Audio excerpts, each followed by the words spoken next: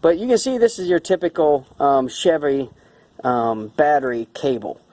So it comes with this side post terminal get up, and you know, look like that from the front and this from the back. You're going to need probably something like a socket.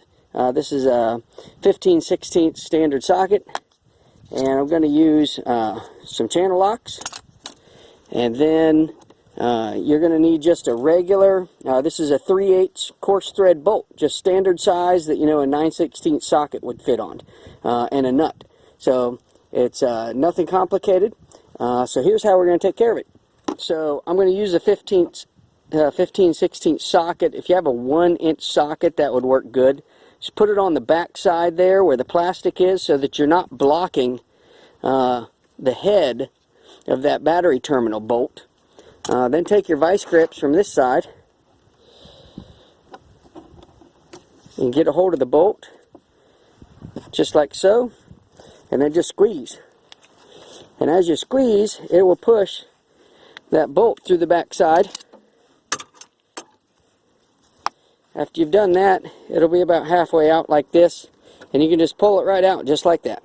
Okay, so you don't need this part anymore. Now that you have the original lug terminal out of the center there, all you need is to get a standard size 3/8 coarse thread bolt and a nut. But you'll want to take this nut, put it on the bolt first, and run it up at least about 1/2 inch so that it's on there.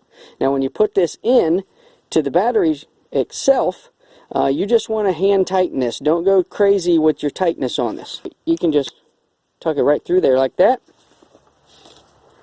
So after you get the first bolt finger tightened, then just go ahead and snug it up just a little bit with the wrench. Now you'll find that this is still loose.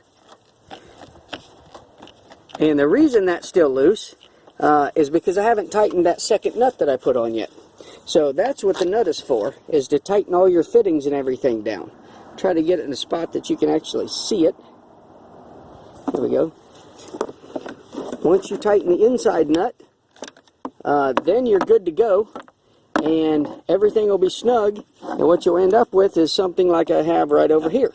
And that's the easiest way to do it. So you just hook it up just like this with a 3/8 bolt and press that other little guy out, and you're good to go.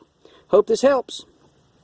Hey, keep watching, and please subscribe to my channels. I like to show a lot of little tips and, you know, show you how to sort out difficult issues when you're working on stuff, or just little tips or things to save you some money. So subscribe to my channel, and I'll talk to you soon. Thanks.